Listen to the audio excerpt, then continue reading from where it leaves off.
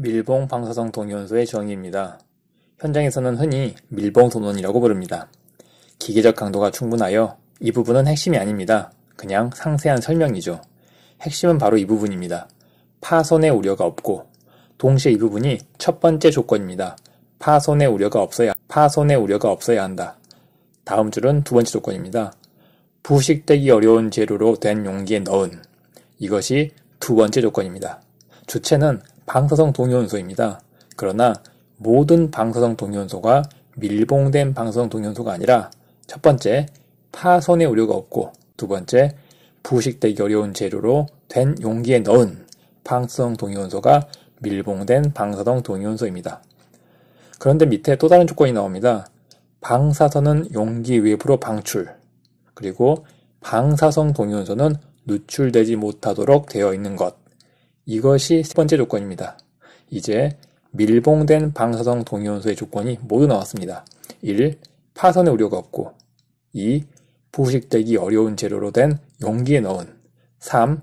방사선은 나오지만 방사성 동위원소는 나오지 않는다. 이 규정과 연관된 내용이 방사성 동위원소의 생산에 대한 규정입니다. 바로 밑에 정리되어 있는데 온도, 외부 압력, 충격, 진동, 관통 시험 중 깨지면 안 된다는 내용입니다. 평가 기준은 각 성능 시험을 거친 후 해당 방사선 핵종의 방사능 누설량이 200베큐렐을 초과하지 아니하여야 한다고 되어 있습니다. 이 말은 깨지면 안 된다는 뜻입니다. 보통 밀봉 선원은 스테인레스 스틸이나 단단한 플라스틱으로 감싸있는 형태입니다.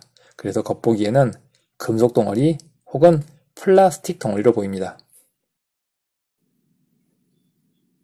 방사선 발생 장치는 전기를 이용하여 방사선을 만드는 기계입니다.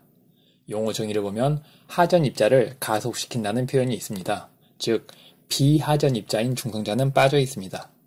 비하전 입자는 전기적인 힘으로 가속되지 않기 때문에 빼는 것이 자연스럽습니다.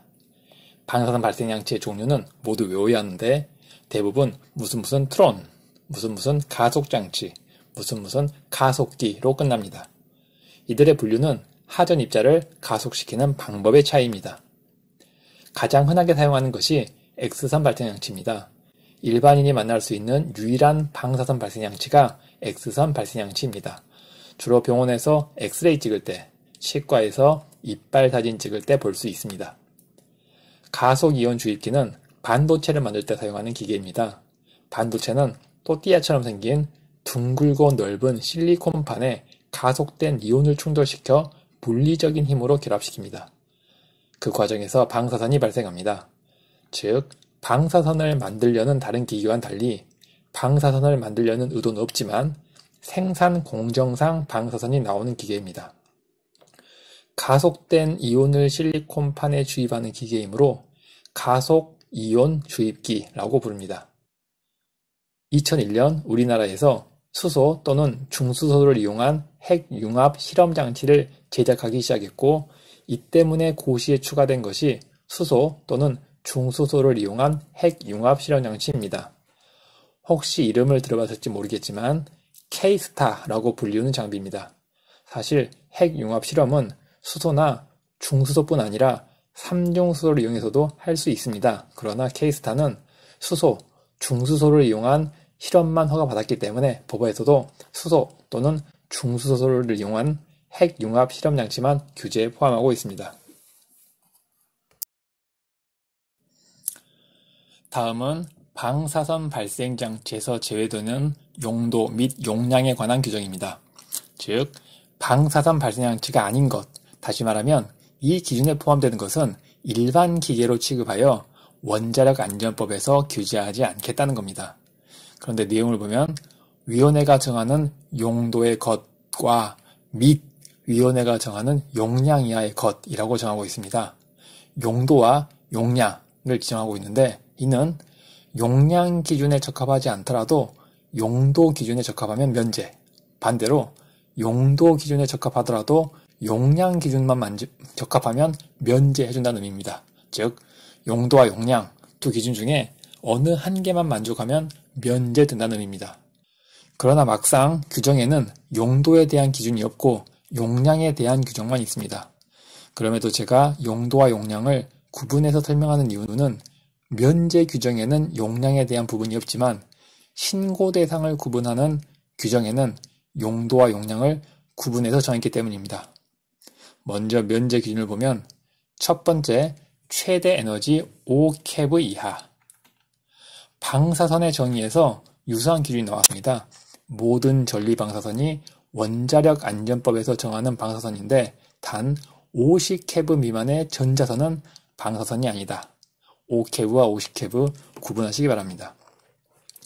두 번째 면제 기준은 의료 진단용으로 사용하는 X선 발생 장치. 그 이유는 진단용으로 사용하는 X선 발생 장치는 의료법에서 관리하기 때문에 원자력 안전법에서는 관리하지 않겠다는 의도입니다. 세 번째 면제 기준은 설계 승인을 받은 결과 완전 방호형으로 판정된 경우입니다. 완전 방호형의 기준은 여기 적혀 있는 것처럼 표면 방사 선량률 1마이크로시버트 per hour, 최대 전압 50kV입니다. 자연 방사 선량률이 0.2에서 0.3 마이크로시버트 per hour임을 감안하면 방사선 기기 외부에서 나오는 방사 선량률이 자연 방사선의 4배 이하이고 방사선 기기의 최대 에너지도 면제 기준의 10배 이하이니 설계 승인에서 정한 각종 안전장치를 갖추고 있으면 이 정도는 방사선 발생 장치에서 제외하는 것이 오히려 행정적인 실익이겠다라고 판단한 것입니다. 방사선 발생 장치를 생산 또는 수입한 경우 다른 사람에게 판매하기 전에 반드시 설계 승인을 받아야 합니다. 설계 승인을 받으면 그 기기의 종류를 구별해서 적어주는데 완전 방호용은 그 종류 중 가장 위험도가 낮은 분류입니다. 완전 방호용의 구조 기준을 보면 각 항목이 안전을 위해서 너무 당연히 이렇게 되어야지 하는 내용만 있습니다. 외워야 할 부분은 기기 외부 표면에서 방사 선량률이 1마이크로시버트 per hour를 초과하면 안 된다는 것과 최대 전압이 50kV 이하라는 것입니다. 완전 방호용의 구조 기준을 보면 1마이크로시버트 per hour는 자연 방사 선량률의 4배 정도입니다. 동시에 완전 방호용은 방사선 발생 장치에서 면제됩니다.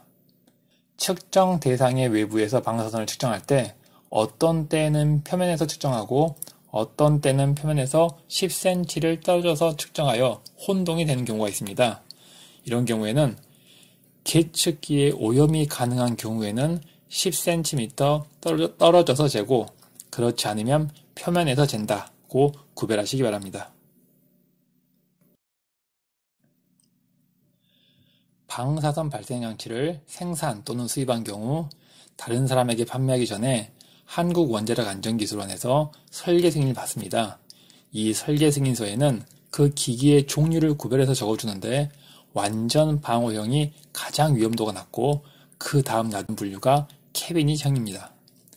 안전도를 완전 방호형과 비교하면 약간씩 차이가 납니다. 예를 들어 완전 방호형은 신체 부위가 조사되는 부위에 접촉할 수 없도록 요구하지만 케빈이형은 접촉되지 않으면 좋고 접촉되더라도 외부 방사선량과 동일하거나 직접 방사선에 노출되지 않으면 되는 정도만 요구합니다. 외워야 할 숫자는 표면 방사선량률 10마이크로시버트 per hour입니다. 완전 방호용보다 10배 큰 값입니다. 즉 방사선 발생 장치에서 면제되는 선량의 10배입니다.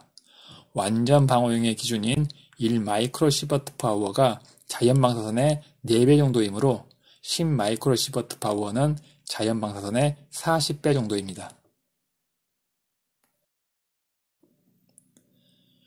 위험도 순으로 완전 방호용, 캐비닛형, 다음은 무흰경리형입니다. 무흰경리형은 분류명에서도 알 수 있듯 천원 근처에 종사자가 없을 것을 요구합니다. 외워야 할 숫자는 표면 방사선량률 2mSv per hour입니다. 단위가 마이크로가 아니라 미리시버트임을 유의하시기 바랍니다. 케빈형보다 200배 큰 값입니다. 즉 자연방사선의 약 8000배입니다. 이 값은 상당히 큰 값입니다. 당연히 근처에 사람이 없기를 요구할 만합니다.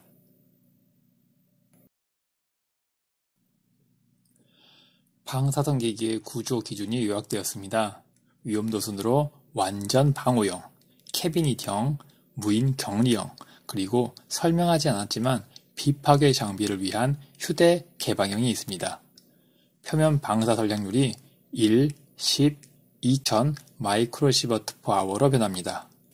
법에는 2000 마이크로시버트 per hour 대신 2 밀리시버트 per hour로 표기되었지만 외우기에는 1, 10, 2000 마이크로시버트가 쉽습니다. 휴대 개방형은 표면 방사 전략률이 무인 격리형과 동일하지만 기기 1m 떨어진 위치에서 방사 전략률이 그 100분의 1인 0.02 밀리시버트 per hour를 초과하지 않아야 합니다. 정리하면 표면 방사 전략률 순서대로 1, 10, 2000, 2000, 1m에서 20 마이크로시버트 per hour입니다.